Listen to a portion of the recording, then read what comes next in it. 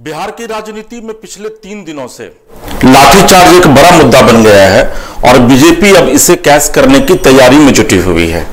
इसी के तहत आज बीजेपी के राष्ट्रीय नेतृत्व से कई नेता राजधानी पटना पहुंचे, तो वहीं दूसरी तरफ झारखंड यानी रांची से भी रघुवर दास जो पूर्व मुख्यमंत्री हैं वो पटना पहुंचे। इन तमाम लोगों ने जाकर मामलों की पूरी जांच की और उसके बाद पटना में जो भाजपा का प्रदेश मुख्यालय है वहां पर इन लोगों ने एक प्रेस कॉन्फ्रेंस किया। प्रेस कॉन्फ्रेंस में क्या कुछ इन लोगों ने कहा, हमारे साथ सीधे हमारे पटना सहयोगी गौतम जुड़े हुए हैं। गौतम, आपको मेरी आवाज अगर मिल रही है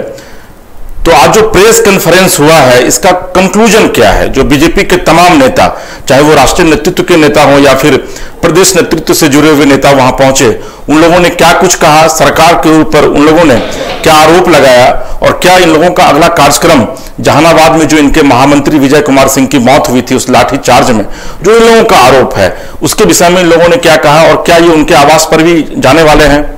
गौतम। बिल्कुल, मैं सबसे पहले आपके पहले प्रश्न का जवाब देता हूं जो पूछा कि ये जो देश भर से जो आज जो नेता पहुंचे थे भारतीय जनता पार्टी के, उनका परिचय मैं करा दूं, क्योंकि ये गिने चुने सेलेक्टेड लोग थे जिनको जेपी नड्डा ने, राष्ट्रीय अध्यक्ष प्रदेश बीजेपी ने खास तौर पे चुन कर भेजा है। उसमें बीडी राम जो कि प्रशासनिक महकमे को देख चुके हैं, पटना में एसएसपी भी रह चुके हैं, इसके अलावा मनोज तिवारी और इसके अलावा आप देखिए बीडी राम के अलावा सुनीता दुग्गल जो हरियाणा से आती हैं, तो कई अलग अलग चेहरे, अलग अलग चीज़ों को समझने वाले। और ऐसे में झारखंड के पूर्व सीएम रघुवर दास को भी इस कमेटी में इसलिए रखा जाता है क्योंकि उनको प्रशासनिक समझ है। तो कुल मिलाकर के सभी एंगल से इस जांच की रिपोर्ट पर कोई सवाल न खड़े हो, यही कारण है कि अलग अलग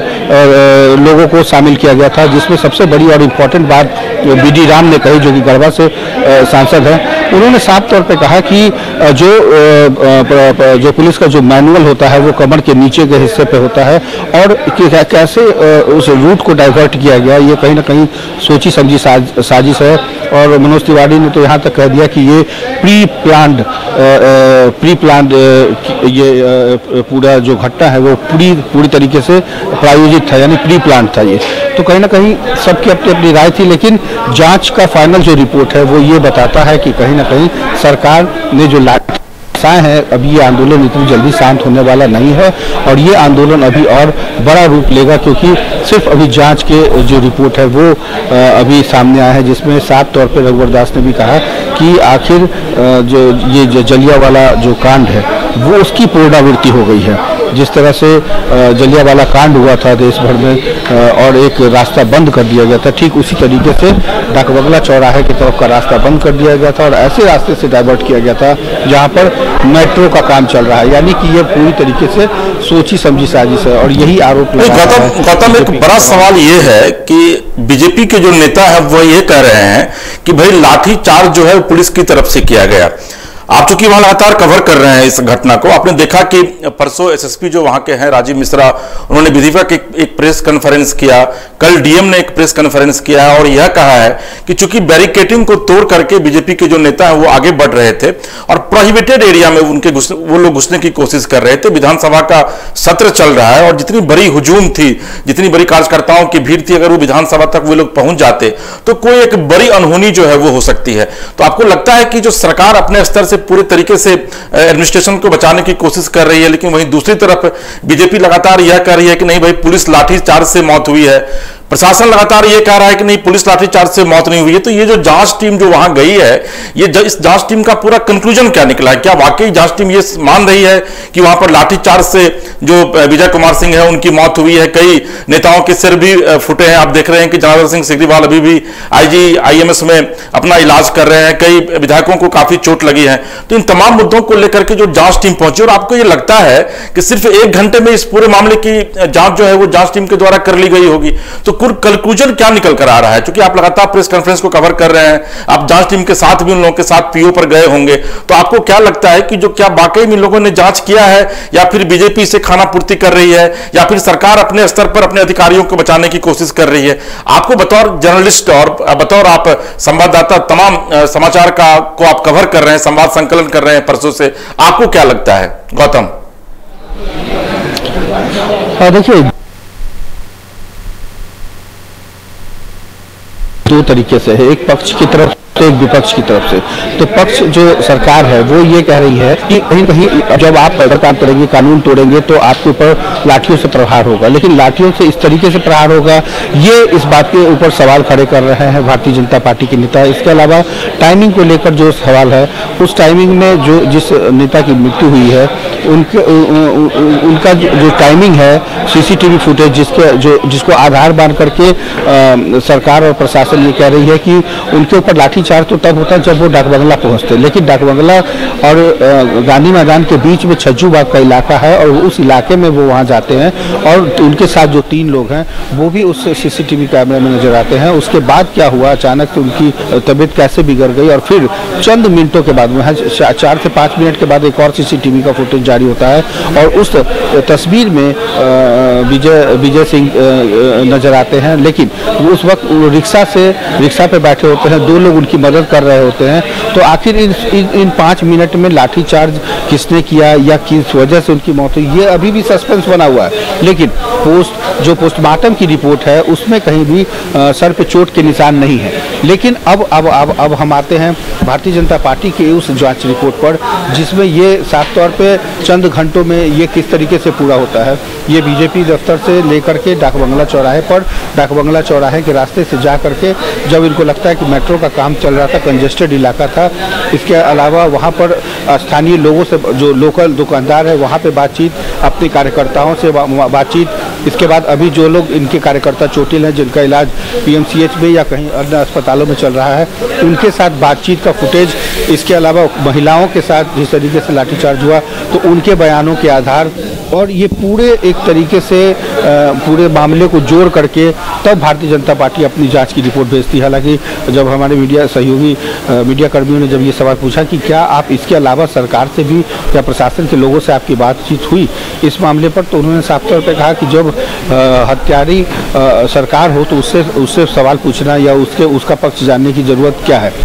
इसी पंच लाइन के साथ रघुवर दास जो कि पूर्व सीएम है झारखंड के, उन्होंने अपना प्रेस कॉन्फ्रेंस खत्म कर दिया। यानी कि जो कुछ भी इनकी जो रिपोर्ट है वो बीजेपी के कार्यकर्ताओं की है, नेताओं की है जो घायल हैं, और जो स्थानीय लोकल दुकानदार हैं और जो रास्ता है उसके आधार पर इन्होंने अपने जांच का प्रतिवेदन बनाया है और इस जांच की रिपोर्ट वो राष्ट्रीय अध्यक्ष को सौंपेंगे। उसके आधार पर अब ये आंदोलन अपनी तरफ से ये तेज करेंगे, क्योंकि इनके साफ तौर पर कहना है कि जब सकड़ा रास्ता था, पतला रास्ता था, तो वहाँ पर एकदम जलियांवाला कांड, और इन्होंने ये भी कहा है कि जो पुलिस वाले हैं वो गुंडे के वर्दी में, मतलब कि जो गुंडे थे वो पुलिस की वर्दी में लाठीचार्ज, यानी कि ये चलिए गौतम, देखिए ये आरोप प्रत्यारोप का दौर तो चलता रहेगा, लेकिन इस सबके बीच एक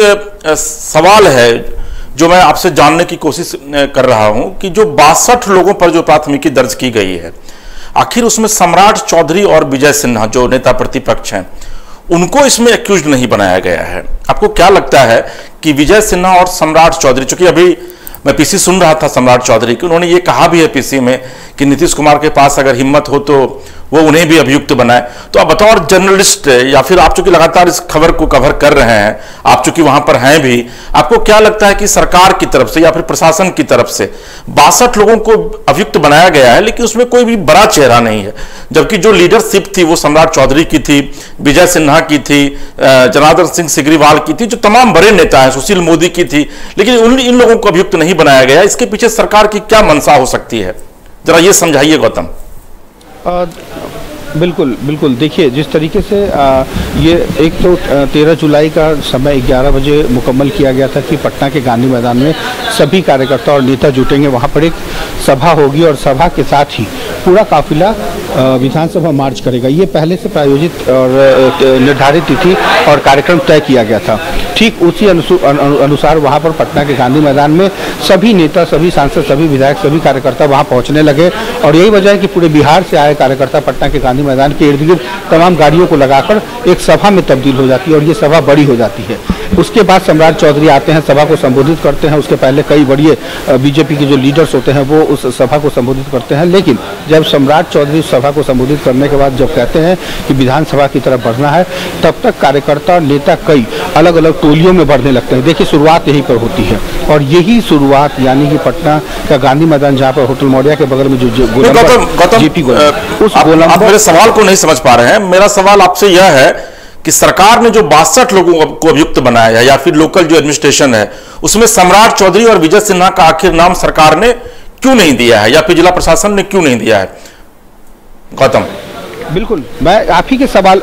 ही के सवालों का जवाब दे रहा हूं, लेकिन उससे पहले की चीज़ों को इसलिए बता रहा हूं क्योंकि यहाँ पर जो सम्राट चौधरी थे उससे पहले कई टोलियां आगे बढ़ चुकी थी और सम्राट चौधरी डाकबंगला चौराहा पहुँचने से बहुत पीछे रह गए थे। तब तक ये पूरी घटना हो जाती है और प्रशासनिक जो भी